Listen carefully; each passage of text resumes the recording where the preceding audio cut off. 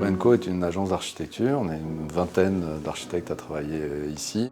On a un positionnement généraliste. En ce moment, on est très tertiaire dans la commande. On est en train de réaliser la tour Trinity à la Défense. On vient de livrer le carré Michelet sur la Défense également. Le CNIT, c'est le bâtiment iconique de la Défense. C'est le premier bâtiment qui a été construit en 1958. C'est une voûte en béton qui fait 200 mètres de portée. C'est un record du monde. C'est un ouvrage remarquable. C'est vraiment un bâtiment historique.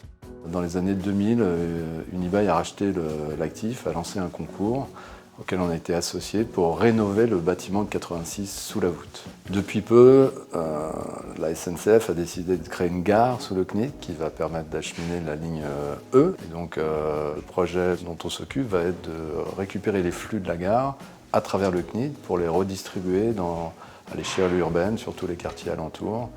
Et donc revaloriser des accès, revaloriser des connexions entre cette nouvelle gare, le hub existant, la place centrale du CNIT et le parvis principal de la Défense.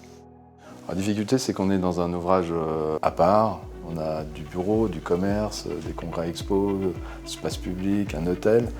On est avec un bâtiment qui est occupé, avec les activités qui vont continuer de fonctionner pendant les travaux. Donc on a besoin d'éliminer au maximum des surprises de chantier. On a besoin d'avoir une connaissance parfaite de la construction telle qu'elle est aujourd'hui pour pouvoir intervenir de façon assez chirurgicale sous les espaces ouverts au public. La voûte est un volume assez compliqué à appréhender aussi en deux dimensions. On a été amené à demander aux géomètres de faire des relevés de nuages de points pour avoir un relevé très précis de la sous-face de cette voûte. On est arrivé à la conclusion qu'il fallait utiliser le BIM parce que c'était l'outil qui nous permettait d'avoir la connaissance la plus fine de l'existant. On a eu besoin de mettre en place des outils qui pouvaient être efficients pour se rendre rapidement compte des impacts, notamment structurels, qu'on allait avoir sur notre conception, quelles contraintes on pouvait aménager et quelles contraintes on était obligé d'intégrer dans notre conception. On avait besoin aussi d'avoir un travail cohérent avec les équipes de la gare. C'est deux équipes de maîtrise d'œuvre, c'est deux maîtrises d'ouvrage. On a les mêmes ingénieurs entre la gare et la restructuration du CNIT. C'est important d'avoir une seule et même entité pour justement tout ce qui est continuité des verticalités. On travaille sur un logiciel qui est un logiciel en 3 dimensions. On voulait avoir le même, c'est le logiciel Revit pour ne pas le citer.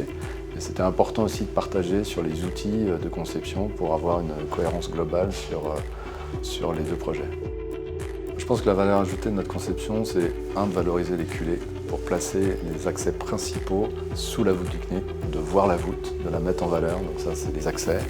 Et l'autre, c'est d'apporter le maximum de lumière naturelle dans ces espaces qui sont souvent enfouis.